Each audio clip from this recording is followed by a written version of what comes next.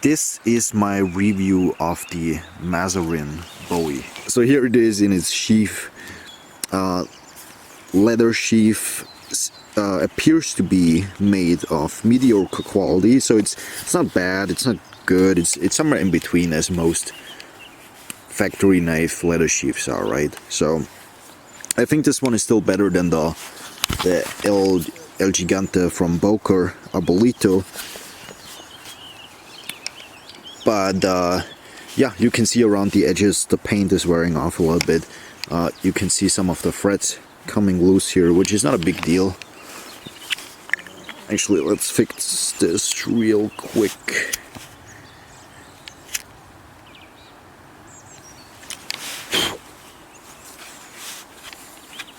There you go. So there is this secondary strap up here that it comes with, which I took off. It's nice that you can take it off because you don't really need that. The strap is on this side. You cannot... Actually, let me check that again, because some of my sheaths have that where you can turn it. No, but this one is fixed to this side, so it's on the cutting edge side, so you need to be a little bit more careful taking it out. Comes out smoothly, in and out is smooth. It holds in the sheath pretty good without the strap, so you're not gonna lose it very easily. So this knife comes either with micarta or in this case G10. I picked G10 mainly for the reason because it was a lot cheaper. The scales are screwed on, but they fully enclose the tang, which is nice because this handle is basically, it's always warm. There's nothing cold that you touch other than the guard. It is an unusual design with both of these ridges, and they are not uncomfortable. They are not pointy, not as pointy as they look at least. And I wish there was a little bit more back here for you to hold on when you chop, like a bird's beak, but there isn't, and this ridge right here helps with that a little bit. So yeah, is it the ultimate handle design ever? Probably not. It's not my favorite in terms of its visual and its haptical feeling, but it is good. It is not a bad handle at all. We have like a 20 centimeter long blade with a very significant drop. The thickness, the full 5mm thickness of the blade runs all the way to the swedge, and then it distal tapers to what I would call not a flimsy point, but a precise point, if you know what I mean. You can see the grind runs up really high as well, which is good, so you get a decent thinness, especially here where the blade tapers, because it's thinner here. The grind is also thinner in this section. So it is a good grind, I would say. 440C is a good steel, has been around for a long time. Most people are good with heat treating 440C. Maserin has done a good job as well on the heat treatment process. So we see the logo right here.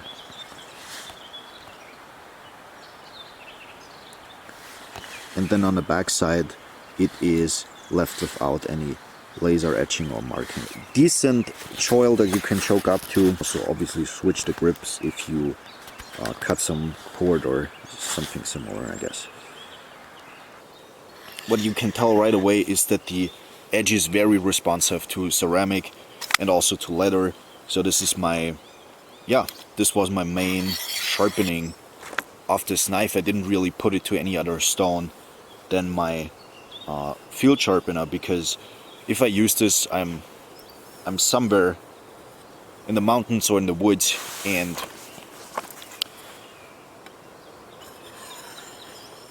I sharpen this knife in the field a lot. The edge pops back very, very quickly, and it should be not a big problem.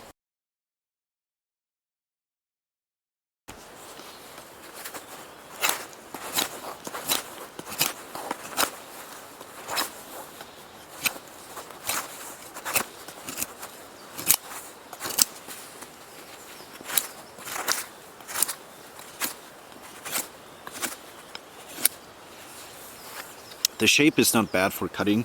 because you have a lot of straight edge and then a good bit of belly back here, so finishing the cut and not slipping out is relatively good here.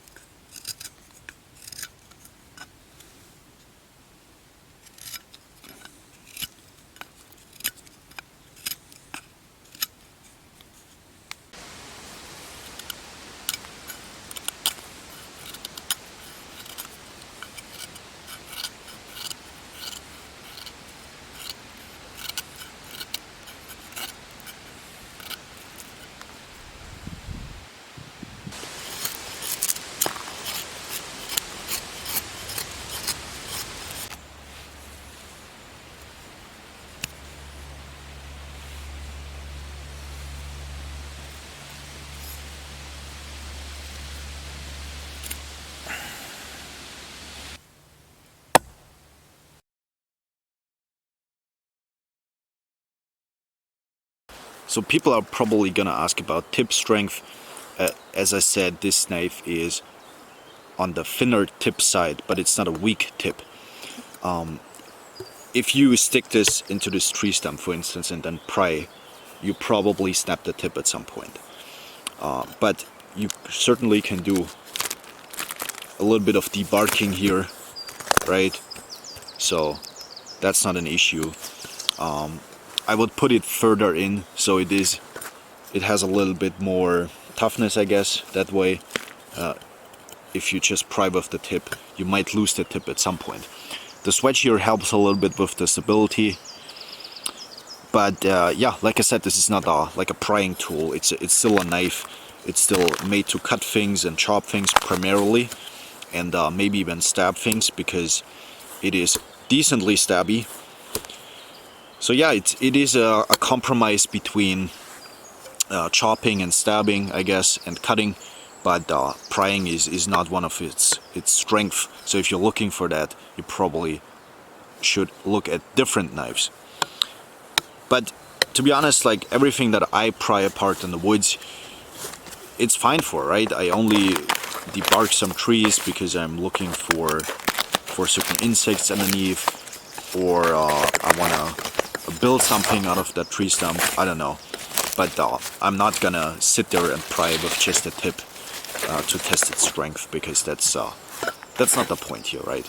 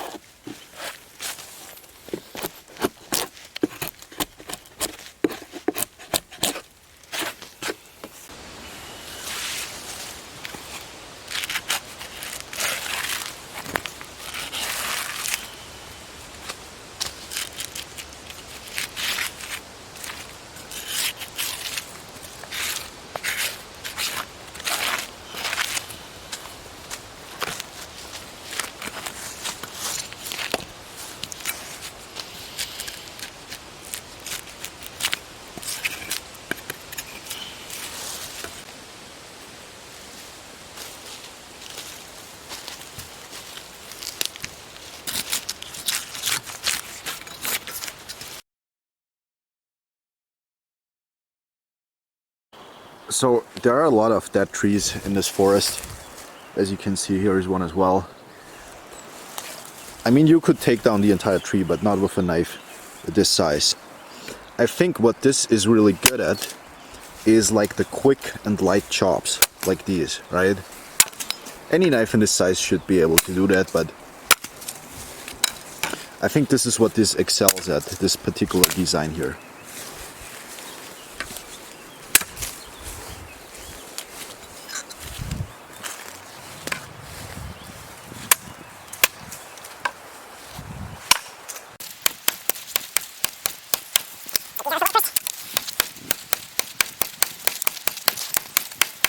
Actually, I will compare it to my tomahawk over here. Let's do like, let's say 5.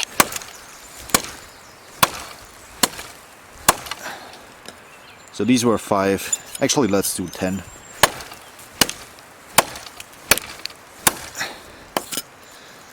Last one was bad, but it did bite in pretty decently.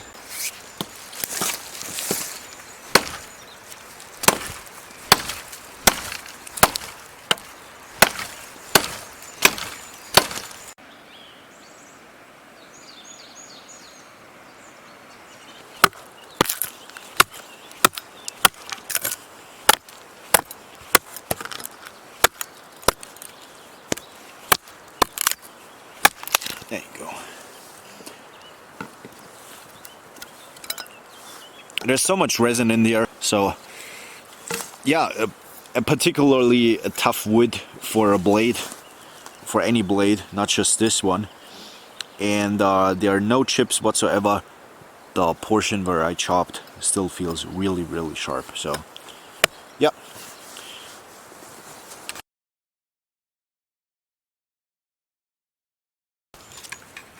So about batoning knives is obviously not the best thing to do. I do it on a regular because, I don't know, I like doing it and it's a good test.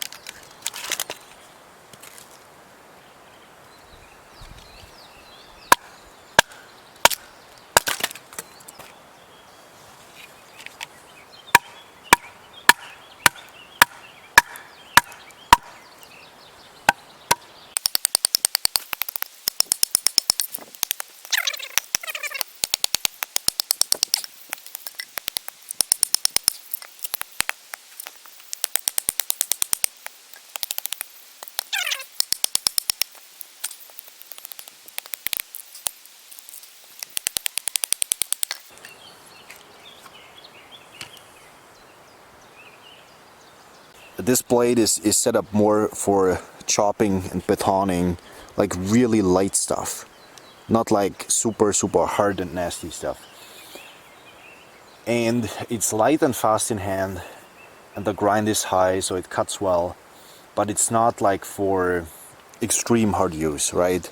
Let's get into some comparisons with some similar knives. Here you can see the Boca Abuelito El Gigante. In my opinion, the Maserin Bowie is a much more efficient chopper, cutter, and batoner, and I think that's because of the grind not being a full flat grind like on the Arbolito knife. Now, the steels are very similar, 440C and N695, both stainless, both are actually equivalent steels to each other, but in my opinion, the 440C from Maserin is just slightly better heat treated, holds an edge longer and better. Now, the next comparison is going to be really interesting. Pay attention how long it takes me to chop this particular branch with the Maserin Bowie, and then how quickly I can chop it with the next knife that I show you.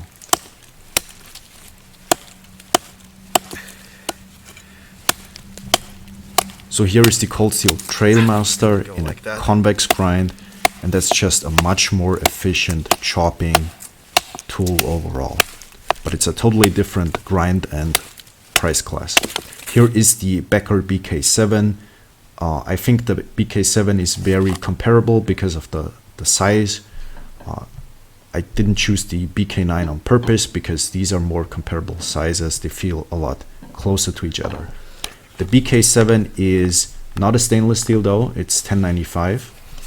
And out of box, it's not a complete knife. It comes with a really crappy sheath, and it comes with those plastic scales that most people just replace, both the sheath and the scales. And yeah, I think the BK7 is just not a complete knife out of box, unlike the Maserin Bowie. The Maserin Bowie is an already complete knife where you don't need to do anything. And it also has a full guard. It's a lot more traditionally made in terms of how it's set up with the guard and the stick tang. And yeah, in the end it also comes down if you want a stainless steel or not. I personally like the BK7 quite a bit, maybe even prefer it to the Maserin Bowie. Here's another comparison. That's the Cudeman 25. A lot bigger, a little bit heavier, but also stainless steel, and currently a lot cheaper than the Maserin Bowie. I bought my Maserin Bowie for about the price that this Cudeman costs now. The Maserin Bowie currently is almost about $200 though.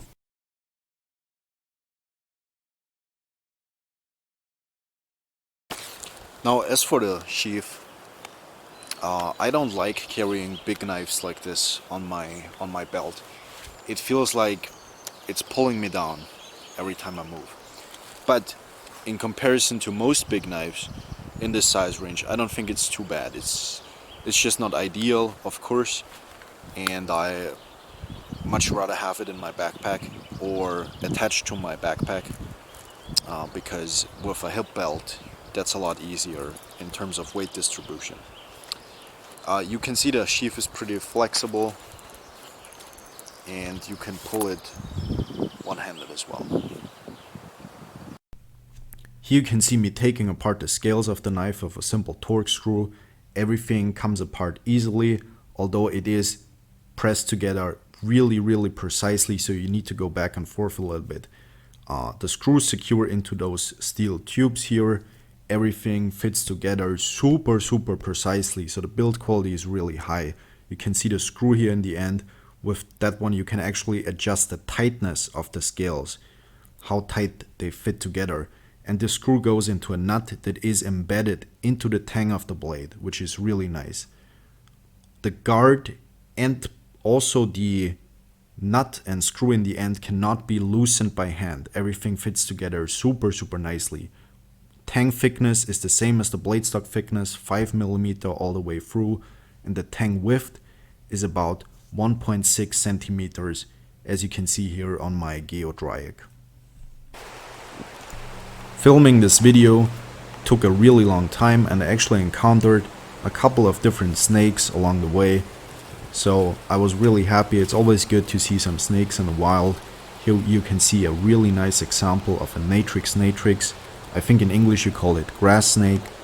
This one is a particularly large example of those snakes, and it's super beautiful. These are non-venomous, so you don't need to be super careful, but still you want to treat any animal with respect. And yeah, I'm always happy to see snakes in the wild. They are just beautiful creatures.